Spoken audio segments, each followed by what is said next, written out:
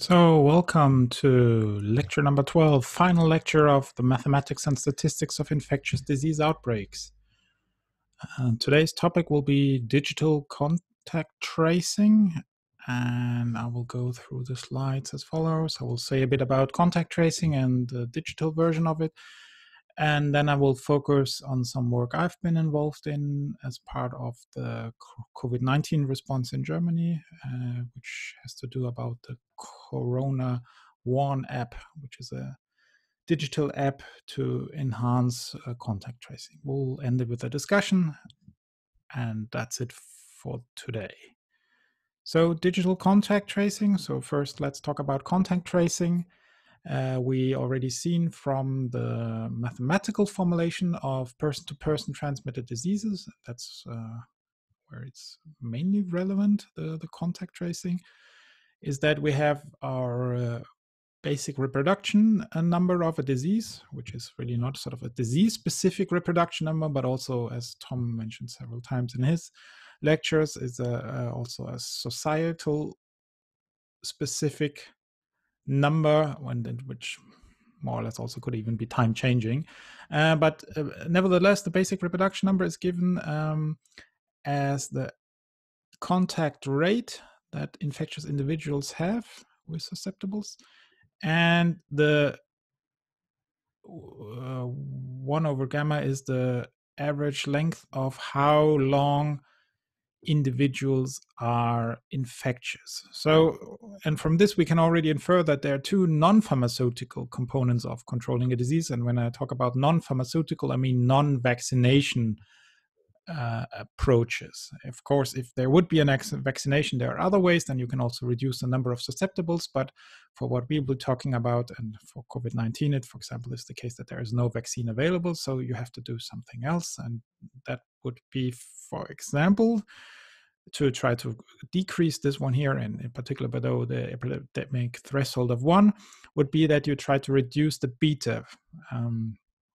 which was the contact rate of infectious individuals with susceptibles. That means that you maybe want to early detect infectious individuals and have them change their behavior. So once they are infectious, they will have less contact. So that could be isolation, change of behavior. For example, in sexual transmitted diseases, that could be use of condoms.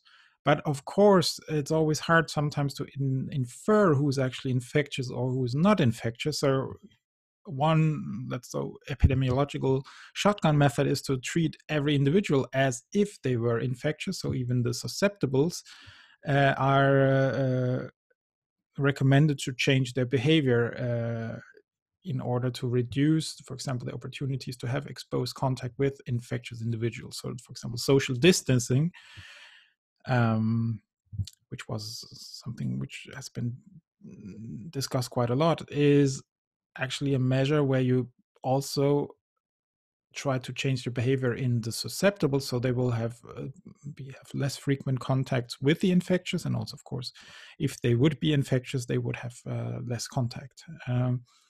So here there are two components in the social distancing, and here you're of course less dependent on that you know who's infectious and who is not. But of course, it's a very crude measure to tell the entire population to change their behavior, and it's also the financial impact of such recommendations are really something you have to keep in mind.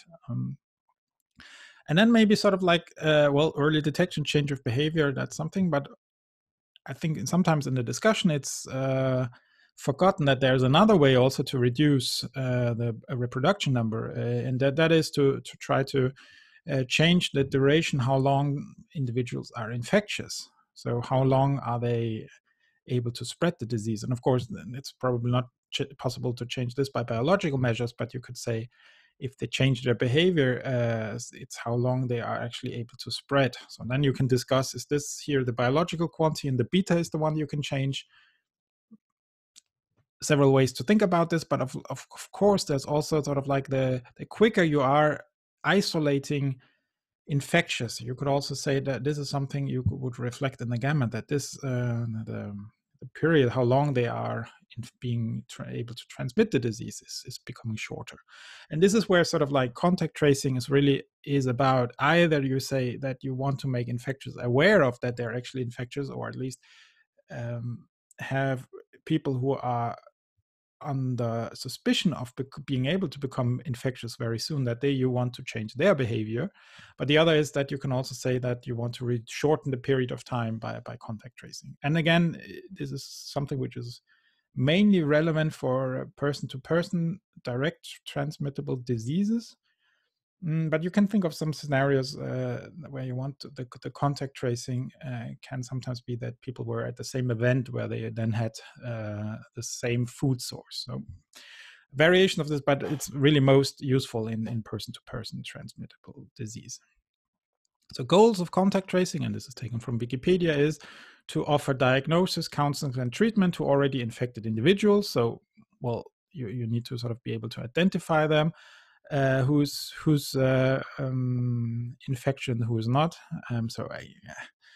Yes, well, this is something I think this is more about sort of like being able to detect the cases, and I think this is where really it matters, is to alert contacts to the possibility of infections and of a preventive service or prophylactic care. It could be a setting where that is easy, and especially to be able to sort of quickly determine if somebody is infectious or not.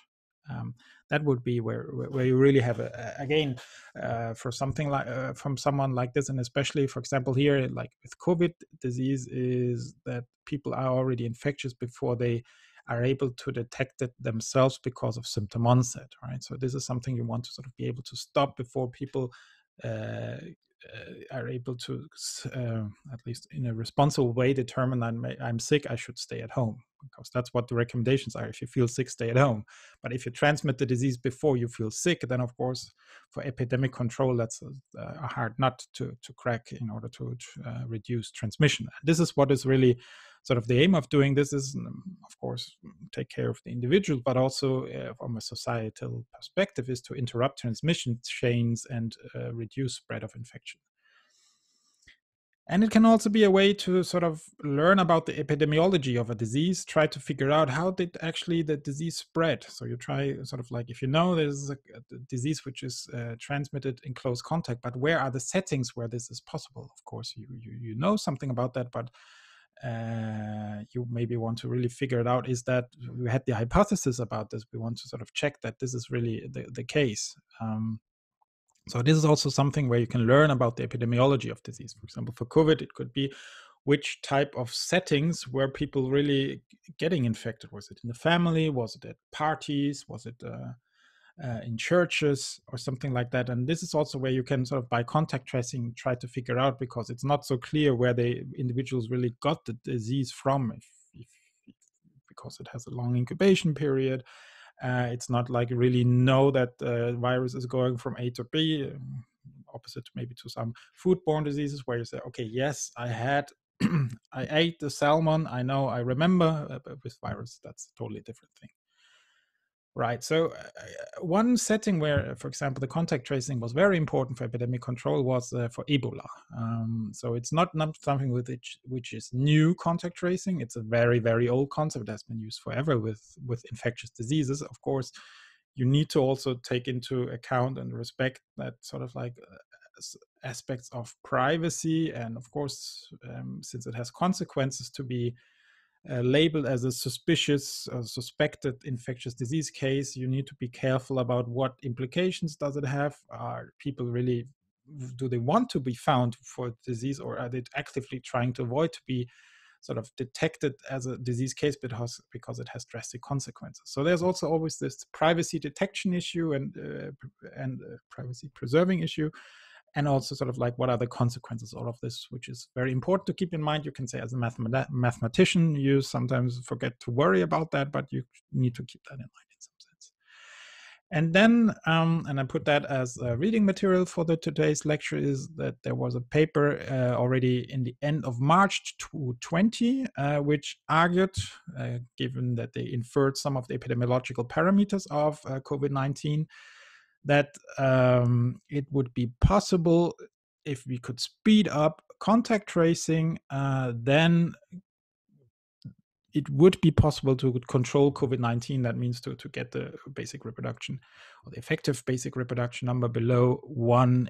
And one way to speed up the contact tracing And they wrote it more or less like a hypothetical tool was to sort of have a digital contact tracing app, so that it means if two individuals met, you don't have to later on ask individual who got sick, sort of like, who did you meet within the last 14 days, which they will remember for some people, but for a lot of people they would know because they forgot, or they never were aware of who it was. Actually, they don't know these person. If they sit together in the same train, 2 rows apart, they don't know each other. They have never met. They don't know their addresses, so they cannot tell if somebody asks them, who did you meet in the last 2 weeks. And this is where, sort of at this spot, this is where it becomes important to also try to be able to trace such contacts, because those are the ones which might be in risk of passing on the disease, because they are not aware of that they probably had a infectious exposure. They can transmit disease before they actually feel sick themselves. So this is where you want to sort of aim for epidemic control. It was a very influential paper because it was out very early. Some of the parameters you might want, sort of like R naught of 2, you might sort of want, given today's knowledge, you might want to say probably it's even higher for COVID-19. And it was purely based on simulations. So they used branching processes to describe what would happen, and then they had epidemic sort of like contact tracing as part of that, and they had some very sort of rough assumption about how this is going to work. For example, that if people know they would become infectious, they wouldn't, with a digital contact tracing app, they would know the same day if they're tested positive, as an example. And again, I mean, it takes tests take time. The PCR test takes time to run, and of course there is some administrative overhead, but that's the assumption they made. And then it said, okay, well, this is something which can be controlled. And of course it wasn't pure sort of like speculation, because already from countries with some experience in at least working with coronavirus, like SARS-1, South Korea, they had already established, and which is something which they used for the COVID-19 outbreak, so SARS-2, that they had already a sort of a digital contact tracing efforts in place. And it wasn't purely an app, it was also really lots of surveillance camera footage was sort of analyzed if they wanted to find out who was the taxi driver who took a sick patient to the hospital. And something which they also used is the GPS location for contact tracing. So they had a direct, let's say, connection to the phone companies, and they could say, give me all cell phones who were in this and this area at a given time. So this wasn't really sort of purely an app. It was more like something the phone company is recording altogether, but you can also, of course, imagine that you can say run an app and then you have the GPS location. But again, then, at least depending on the cultural context, this is something not everybody likes, right? I mean, having your GPS coordinates gathered in a central database, analyzed by people you don't know, that's not always a good thing. And of course, you could say for COVID-19, you might sort of say, okay, I'm willing to share these data because it's COVID-19 is bad, and we want that we want to get rid of that. But of course, if the data are first collected, they are there, and you never know who's going to use them for a totally different purpose. That could be a governmental institution, but it could also be a hacker getting hold of these data and analyzing for a completely different purpose. So there was already a lot of debate of, if you want something like that, how should it be organized in a context which is sort of like in fulfilling the data protection issues that a modern democratical society has. So this is all kinds of aspects which are important to sort of remember, and also, even as a mathematician, worry about. But of course, sort of like, where is the math here, where is not the math here? And this is sort of the topic of today's lectures, that we will focus a bit more, sort of like, where a math component, where's mathematical modeling in such a contact tracing app? And that's what I want to discuss further with you now here. So based on these influential papers, a lot of countries started to think about different ways to make these contact tracing apps. And of course, not every country wanted to do independent solutions. There were lots of researchers who proposed different privacy preserving contact tracing. That means one important discussion was, should there be a central database which remembers who has contact with who? Or should that be local on the individual person's phone, and only if they become sick, they can share this information if they give consent? And then, of course, they might not want to share the information who they are. They just said, I had contact with some individuals, and my sort of ID is anonymous. So you wouldn't know who I am, but the others wouldn't know either, but they would know my ID. And they can check if they had contact with me. So there's this decentral DP3T approach, which was one consequence. And one game changer in all of this was that even Apple and Google decided to team up, which you could say is a very unusual thing. And they came up with an API for a so-called exposure notification system. So based on the Bluetooth technology, so two mobile phones, even sort of like cross-platform, an Apple phone here, an Android phone here, they were sending out Bluetooth signals, and the other phone checked sort of like which Bluetooth signal am I collecting at the moment, and it collects the identifier of all of this. So lots of interesting computer science and cryptology around this, sort of like how can I don't want to say my name is Michael and I'm having contact now with one of you. So I'm having contact with Lars, and that it was that date and so on. That I don't want to say, because if I later become sick, I don't want to know. I don't want to have that Lars knows that Michael had COVID. But of course, I could say something sort of like I can have a temporary identifier, anonymous identifier, and I can transmit that. And if I later on say, okay, that identifier had COVID, then Lars wouldn't know who it was exactly, unless he only had one contact in the entire period, and would be very unusual. Then I'm okay with that. So they have all kinds of sort of like rolling identifiers. They change identifiers all the time. So it's not possible to know who is who. And all the information is stored, as much as the information possible is stored locally. And that means all the contacts that I have within the last 14 days, which is the time frame which is looked at, are stored locally on my phone. So nobody else except my local phone knows who I had contact with. And then you can discuss if that's really the case, or if the API, sort of like deep down in the operating system, then you send some of the information. What happens with that? That's sort of like one of the issues. Sort of, who is it really only me? But sort of like, as long as the API is not sending out the information somewhere else, or only sort of like in very aggregated form, then of course this is an anonymous thing. So it's a local setting, so there's no central database of contacts, but what you need is a central infrastructure to sort of at least store, and these are called diagnosis keys in this setting here. If somebody says I was tested positively, then you want to sort of at least store that on a central database, and then every user, every app contacts a central database, downloads all the keys of those who were infected, and checks if they had contact with any of those.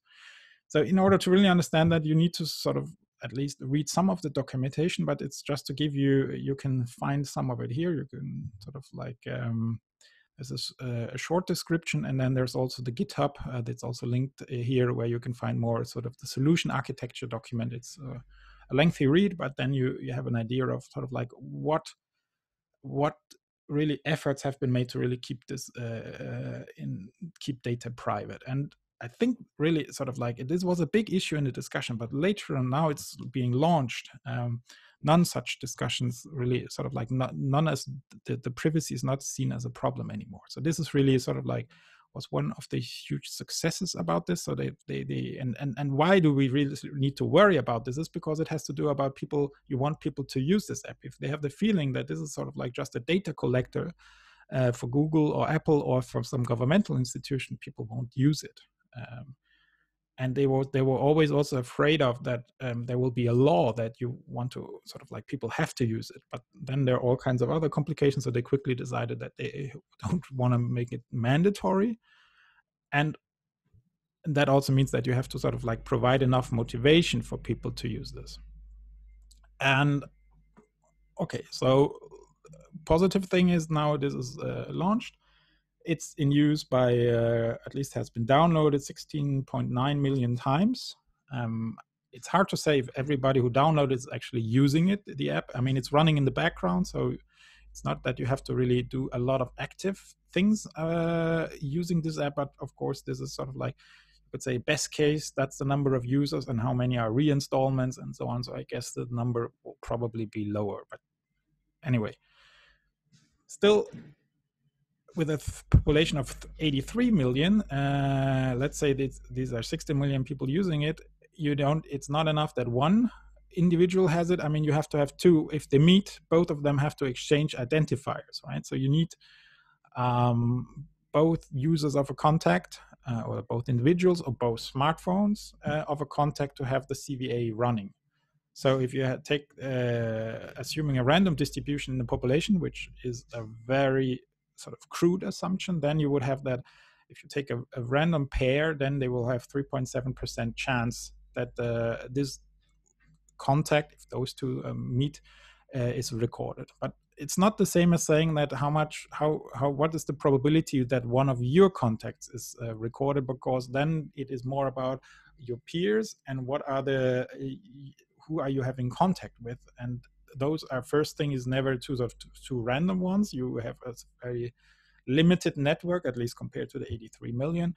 And so at least in some circles, you will have a much higher coverage, because many of your friends, or maybe you even said, why don't you use the app? You have, I don't know what you call it, maybe social pressure, or that you have sort of your peer group is running all these mobile phones. They're very interested in these apps. It's a technical gimmick. They might be more sort of likely to install it. But there are others, like retired people not even having a smartphone. They won't be using it, right? So this is also, again, a societal debate, sort of like who's actually benefiting from such a tool where you have to have Android versions bigger than 6, and some Apple, I think even the Apple 8, it doesn't work on. I'm not sure about that. Maybe it's sort of older Apple 6 it doesn't work on because of the operating system. So there's sort of like the question is how large number you can extend. Again, discussions which are not sort of mathematically that relevant, but of course they become relevant in sort of like how much can the impact of this actually be. But nevertheless, you can many users. So what you do here, you need to be transparent about, and you need to sort of like do good.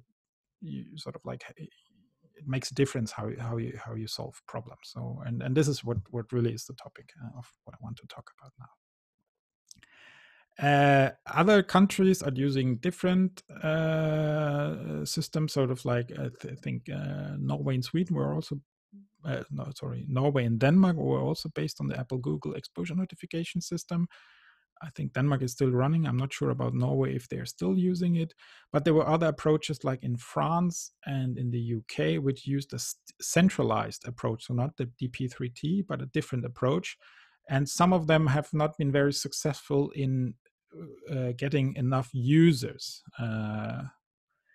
So these 16.9 million, it's more than 15% of the population. That's actually quite a success. It's not 100%, it's not 60%, but it's at least a non-negligible number of contacts. But I mean, it will give you an upper limit to, even if you have this random distribution in population, that a contact will be maybe recorded, and then you have things of like, how do you is the contact recording actually working? If it would be an infectious disease an infectious contact, will the app be able to determine it based on Bluetooth technology? This is also a big if, because Bluetooth is not the perfect technology to measure distance, and also the duration. It's not sort of like continuous time checking. It has sort of like looking within 5-minute intervals and seeing who's around. So if you have a very short contact of a duration of 30 seconds, you might be so unlucky that it's not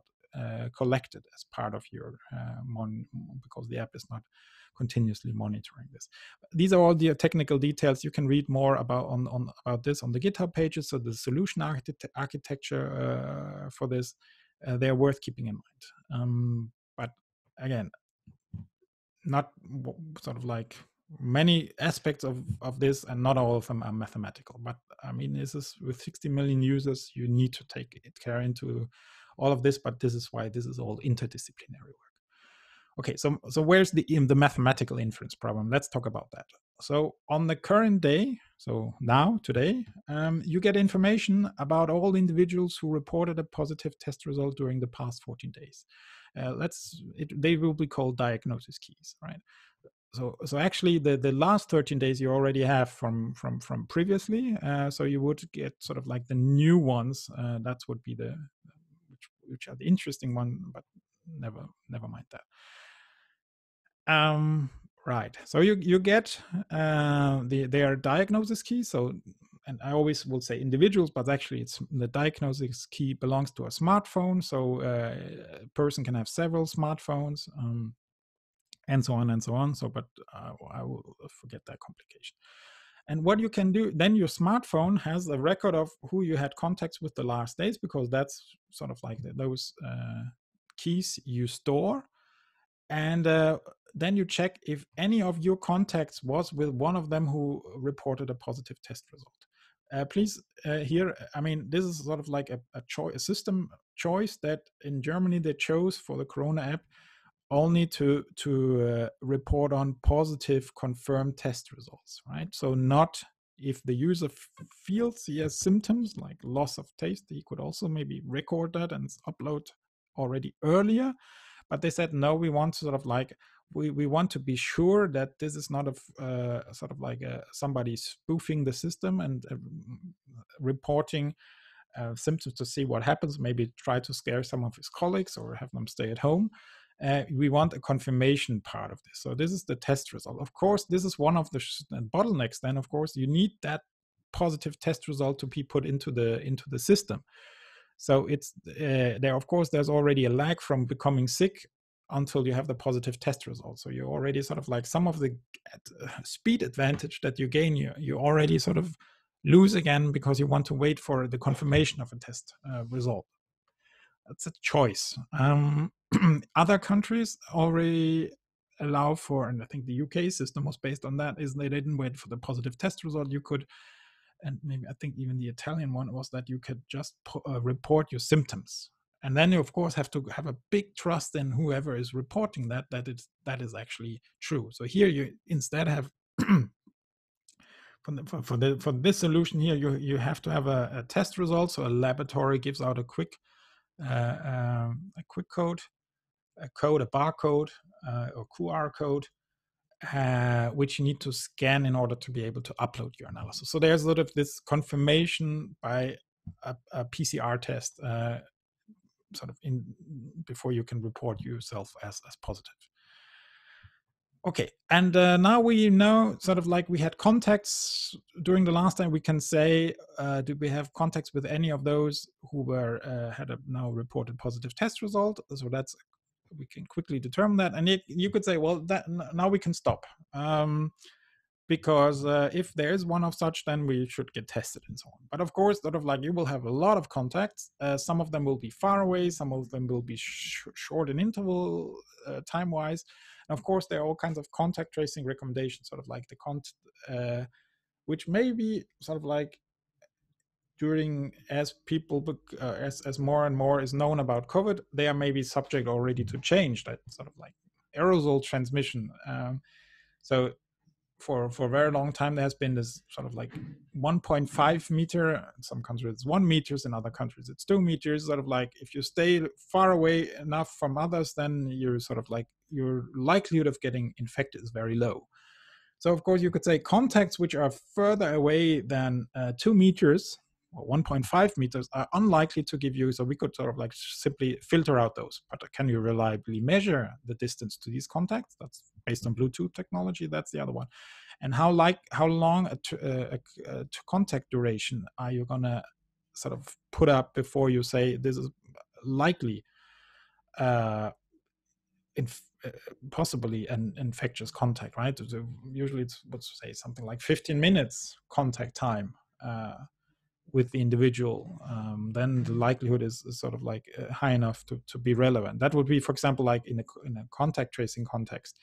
But you might not want to filter out those. And of course, if you include too many, you sort of think you have to worry that suddenly everybody is at risk of, or at least has a red flag on their mobile phone, saying that you have that you maybe have a transmission of the disease.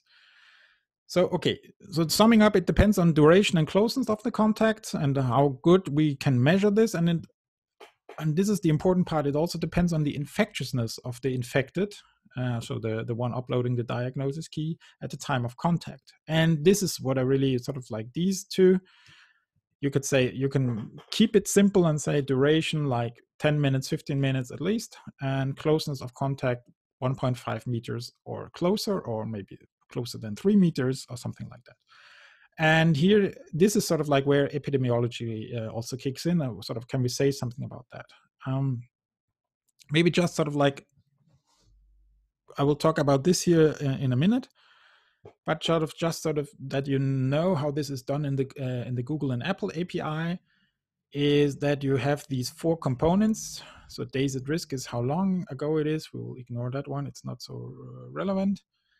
So we have here we have the exposure duration. So how long was the contact? So was it 0 minutes, 5 minutes, below 5 minutes, below 5 and 10 minutes, 10 to 15 minutes, 15 to 20 minutes, 20 to 25, and so on. So for each of these buckets here, so these sort of like, here's the continuous time, it has been discretized into these intervals. There will be a value between 0 and 8. 8 is high and 0 is low.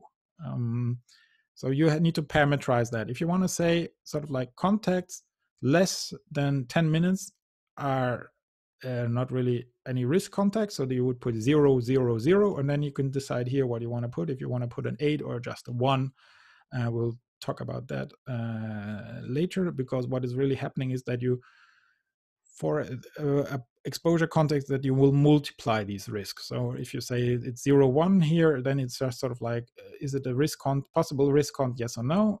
You also have the so-called attenuation risk, which is simply sort of like a proxy for measuring distance based on the Bluetooth technology. And here you have these 73 decibel, between 73 and 63, and then you have some kind of translation. And I always forget sort of like which distances are what, at least approximately. And again, if you have your mobile phone in a sealed aluminum container, then you might have a sort of like very different attenuation values for the same physical distance than if you have it out in the open and the other one also has it out in the open. So this is, of course, here also one sort of risk factor. How well is this measured? So maybe sort of keep that in mind. And then here, this is the so-called transmission risk factor, which is something which is app configurable. And this is where you can decide to put in epidemiological information. Again, this here is not sort of like, let's just think of this being 1. And here we will use a 0, 1, 0, 1.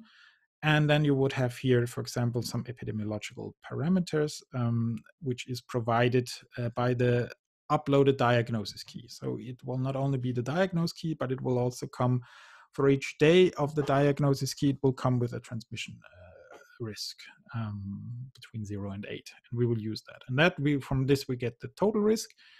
So all of these here are configurable parameters. And I talked here about sort of like just 0, 1, and here we can do something more fancy. So let's talk more about the fancy part, transmission risk level, but just sort of like to give you an idea of how this looks then in practice. I'm just gonna take a new share and take here this is the documentation of the Corona One app. So this is where I take in the solution architecture. You see here up here, this is the figure I just talked about. And then this is how we will talk about that later.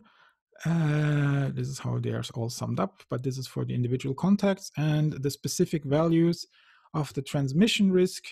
You can find here. So you have here you have all these parameters. So this is sort of like really linking what I just had to the code of the app here. So you have here the duration parameter. So you have that less than 15 minutes. Sorry, less than 10 minutes is 0, and more than 10 minutes is a 1. So that's a 0, 1 variable. That's the days parameter. So this is simply kept constant at 5. Then you have the attenuation, which is sort of like 0 for, I think this is more than 8 meters, and this is everything which is closer. So here they decided to take quite a conservative approach for these, at least here in the risk. And then we also talked about the risk parameter, which is, where was it?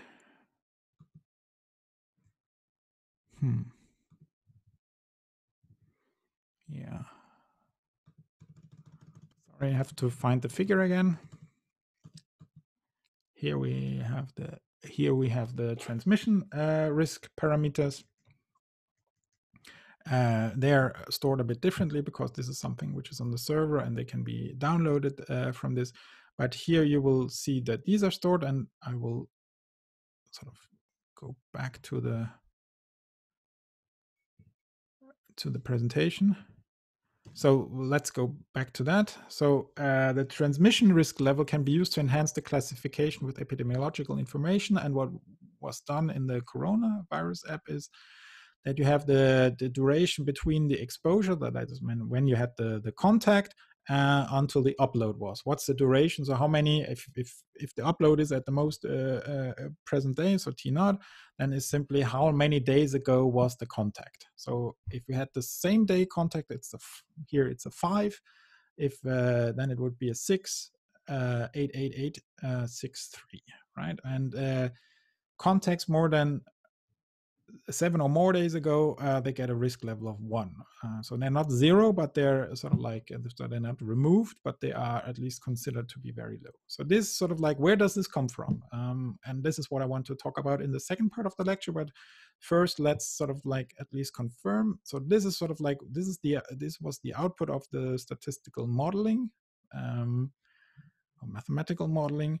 And as I said here, these parameters we can also try to find again here in the one app. And you see here you have these are the transmission risk of 0 days. It's a 5, 6, 8, 8, 8, 5, 3, 1, as I showed you, and a lot more than that is not stored here. So this is really here. You see sort of like really a mathematical modeling put into action as 8 values between 0 and 8. So you could say, well, where's the fancy math? This is the fancy math. But where do these numbers come from? This is what we will talk about in the second part of the lecture. So let's move back to the slides. I need to go to the slides. You can, and I will have to link this document as well. So this is the epidemiological motivation of the transmission risk level. And this is what I will talk about in parts of it, right? So this was written as part of trying to motivate where this score is originating from. Right, and I will talk about this as the second part of the lecture. So I'll stop here and we'll record a second lecture from that. So stay tuned.